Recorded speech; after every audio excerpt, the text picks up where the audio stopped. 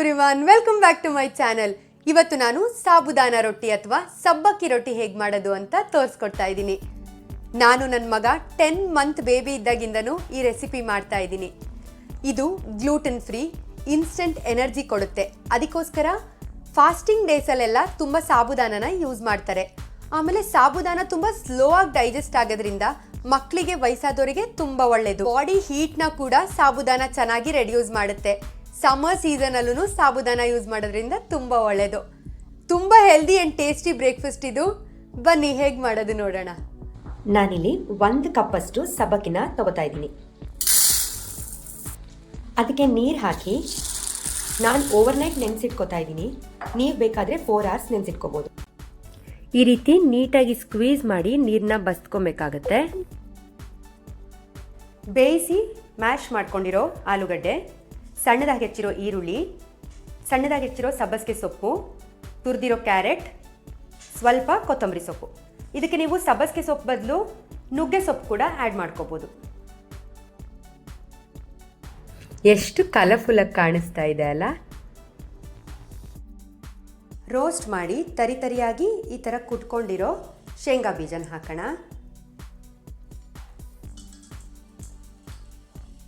ಇದು ಸ್ವಲ್ಪ ಜಾಸ್ತಿ ಹಾಕ್ತೀನಿ, ಬಿಕಾಸ್ ಅದು ಮಕ್ಕಳು ತಿನ್ಬೇಕಾದ್ರೆ ಬಾಯಿಗೆ ಸಿಗುತ್ತಲ್ಲ, ಹೆಲ್ತಿಗೂ ತುಂಬ ಒಳ್ಳೆಯದು, ಟೇಸ್ಟು ತುಂಬ ಚೆನ್ನಾಗಿರುತ್ತೆ.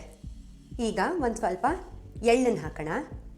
ಆದಷ್ಟು ಎಳ್ಳನ್ನು ಅಡುಗೆಲಿ ಯೂಸ್ ಮಾಡಿ, ಸಿಕ್ಕಾಪಟ್ಟೆ ಕ್ಯಾಲ್ಶಿಯಮ್ ಇರುತ್ತೆ.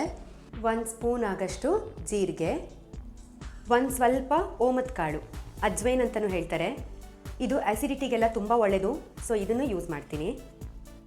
ರುಚಿಗೆ ತಕ್ಕಷ್ಟು ಉಪ್ಪು, ಸ್ವಲ್ಪ ಅರಿಶಿನ, ಚೂರು ಗರಂ ಮಸಾಲ.